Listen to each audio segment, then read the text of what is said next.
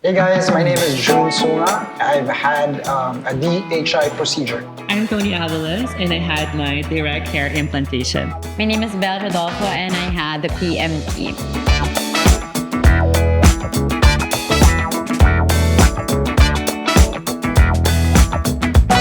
I had 3,700. I love that you know the number. Yes, kasi nung nakita ko yung mga hair, sobrang natawa ako na parang, wow, may kanya pala akong buhok. Direct hair implantation is having your own hair, diba? Yung donor kasi is ikaw mismo. Yeah. So parang hindi siya ma-reject. What I loved about it was after yung post-recovery, because I had an FUT before. So if you Yung have- FUT is yung bone strip. Yes, tatanggalin yung skin and then they'll harvest the hair and then yung skin tapo na lang and then they will close it. So there's a scar. I had PMT, which is generally super non-invasive, but I had a similar treatment also elsewhere, and they used a different device to kind of administer the serum thing. And it was a lot more invasive. So I was so surprised that when I got PMT, I was like, oh, that's it. Yeah, literally, it Super feels relaxing. nothing. So I think the FUT, the difference about FUT and DHI, isa-isa. It became an advocacy for me na I should tell everyone about DHI kasi the technology is so different. From what I heard back in 2020, sabi nila is yun daw yung pinakamaliit sa current nun, and that was 2020. And recently I heard na mas lumiit pa siya. So ang ganda-ganda na nito, so mas may maganda pa. yes.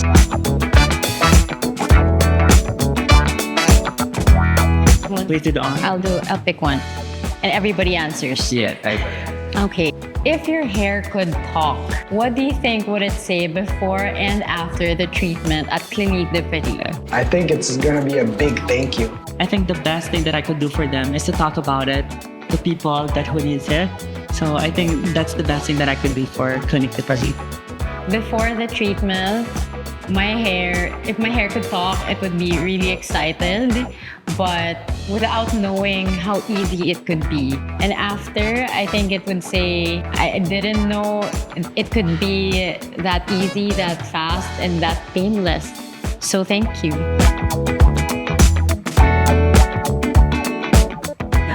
So what does the phrase own your roots mean to you personally? And how do you feel it reflects your hair journey? Yung acceptance kasi ng hair loss. Kumbaga parang, the first few years I was in denial na parang, ay, tutubo pa yan. So that's why I keep on trying, different products. So we tried that, diba? Pahit-pahit ka, lahat ng pwede mo ipahit. Until kailangan mo nang tanggapin na, kailangan ka nang gawin yung pinaka-best solution because it's very exhausting to make pahid and everything. How do I feel it reflects my hair journey? It's very life-changing. Owning your roots and in relation to hair has a lot to do with self-care. Kasi not just with hair, but also mental, physical, emotional health. It's related to how self-aware you are. And like you said, you're so in denial with a lot of the things you feel like affects you in the beginning. But when you begin to acknowledge it and accept it, and embrace parts of the journey and parts of yourself, the good and the bad, you're able to grow as a person and you're able to grow hair, period. So yeah, that's what it means to me. I love what you guys said about accepting it because I went through the same thing. What I love about DHI is how basic it is, and it's your own hair that's being transferred to another spot. So yeah, I think that's the essence of it that I really love. It's something from you pa rin eh. When I came to CDT, I didn't know that there are a variety of options. Yeah. Which is so funny because I've been working in the beauty industry for so long and hindi siya ganun ka-normalized for women kasi to seek help about it. So yeah, I'm very grateful.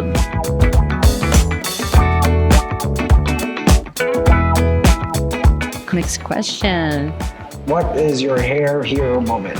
Share a pivotal moment when you felt like a hair hero or when you truly felt empowered to embrace your transformation.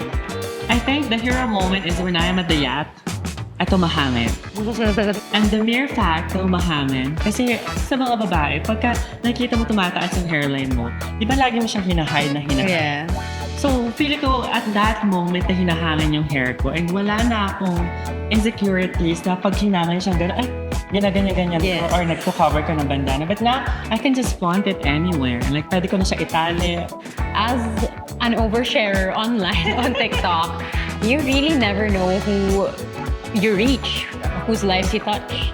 And I often check my inbox and my requests because I get so many sweet messages from people. And I remember somebody messaging me about her hair journey one time, saying, like me, she had no idea may pwede ba palang gawin. Na sobrang hindi na siya lumalabas ng house and she felt like her social life had fallen apart and she didn't know that it wasn't the end for her like self-esteem, and she was so encouraged to get a treatment for her hair. I don't know where she ended up going. I hope Clinique de Paris. But just knowing that you touched somebody's life and helped them find out solutions and open doors for them is so touching and is so, important. The moment that I felt that I'm a hair hero, when I woke up with messy hair. Kasi before I wake up, parang walang hair. Parang hassle naman to. But then seeing like one of the first few months na, oh, I have a bed of hair, it's messy. It's like, oh, my volume. I'm like, wow, okay. But like you said also, it's when you come across people that want it and need it and they ask you questions, how did it, ganito, ganyan. Kasi for men, sa amin kasi it's more of asaran di ba?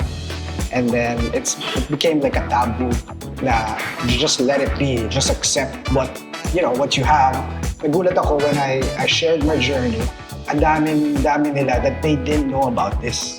And the people that knew about it knew about the FUT, which is like a backdated technology na, di ba? And it leaves you with a big scar, a linear scar. And then once you have that scar, limited na rin yung hairstyle mo, right? So And you have to cover it. You have to cover it. You have to do a lot of magic so it's a hassle, diba? So I really wished at that time that I didn't do FUT, that I only stuck with DHI. So after that, when people approach me, I heard you had a hair transplant. What did you do? It's like, bro, don't do FUT. Go straight to DHI. Trust me, because it's the most advanced technology-wise, and we have it here in the Philippines. We're so lucky that we have it here in the Philippines. Not all countries have it, diba? Because I heard it's it's a brand or it's a franchise or something. So that's a huge thing. That it's accessible not just to Filipinos but to everyone, diba? Ang ganda ng hairline mo, na-distract ako. I was gonna say. Diba? Wow. Ganda!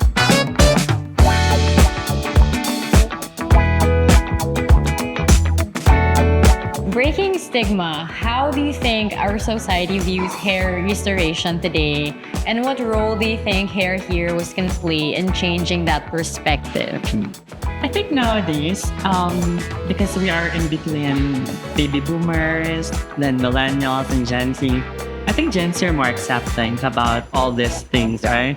But with the generation of millennials and baby boomers, I think nakakahiya. Yeah. Nakakahiya pa rin siya. There's shame around it. That's why I think when I shared my story online, on YouTube or on social media, they don't comment, but they message me.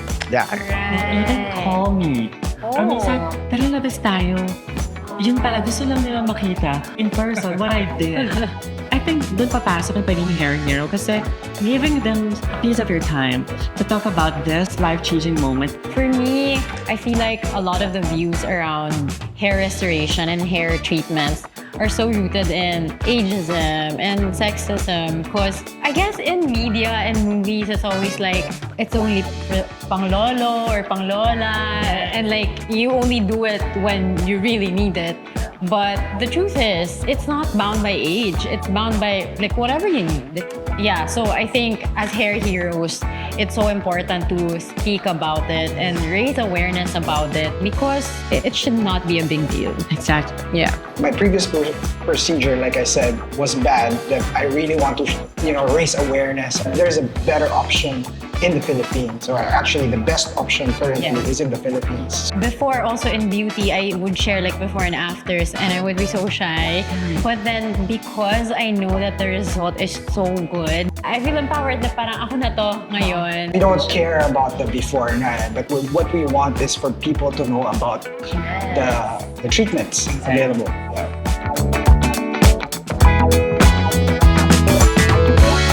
You wanna read this one? Yeah. Was there ever a moment when you felt unsure or vulnerable about hair restoration? How did you push through it? So this is before I came to CDP. And the first time I tried a different procedure, a similar procedure but different way of delivery, it was just so painful. I was just not prepared. And I think that's the biggest difference between anything else and my experience here. I was prepared and I had my expectations set. I pushed through CDP because I have only ever heard good things about CDP. I have a friend who did the DHI as well, and she actually wrote it for me when I was still in the magazine. So we feature them. I know somebody else who worked with them. So, testimonials from other people. So I was like, it must be good. So, game, I pushed through it and I did not regret it at all. It took me a little more time. So after the consultation, I need to digest everything. Am I really ready for this? What if I myself hindi ako happy with the result? So it took me a little while before I pushed through it. And then I think it's really helpful when you see people like real result. Yeah. And when you hear people like your circle had done it before. So I think malaking factor siya. And the mere fact that you're exhausted with your daily routine, mapaganda ka ng paganda, and you keep on covering your insecurities and flaws, I think yun na talaga yung magpupush. So this is it. True. So that was November in 2022. This is my start. In a different clinic, I was just fed up. Sige, gawin mo na. The problem there was I wasn't informed about the consequences. I guess it was bad on me na I didn't do my research. But with Clinique de Paris, CDP, it was so different. I was like, okay, let's just do it tomorrow.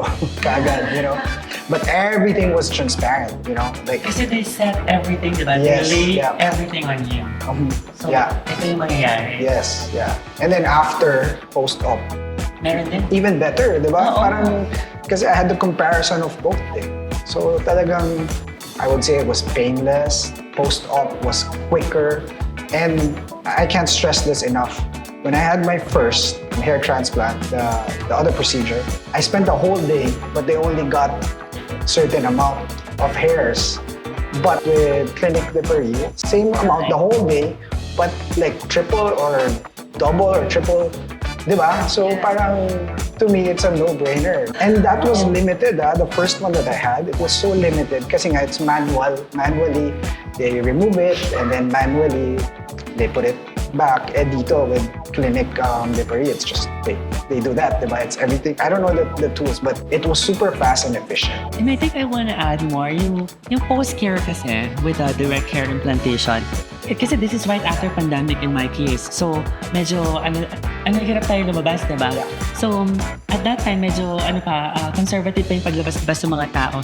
But right after my operation, or should I say, my direct hair implantation, all my meds are set already. As in, ready na ako sa post-care ko. Uuwi na lang ako ng bahay. I'll take my all medicine and then I'll spray all the solution every now and then. And as in, sobrang dali. I think yun yung pinakamaganda dun sa journey is yung post-care, they are still there for us. Yeah. Kasi, di ba, may mga question ka pa yun na, paano ko matutulog? Paano ko mag-shower? I mean, andun sila and there are direction or instructions right after the post-care treatment. Right. And going dun sa PMT, di ba right after natin pag na nag-heal na siya for a while, like weeks, babalik tayo for the PMT.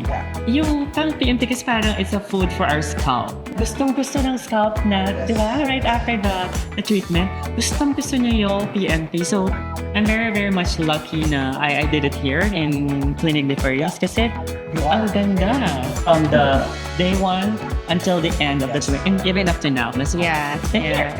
So we're here. ANT. America's Next Top Model. Okay, ready? 3, 2. Oh my God! Look.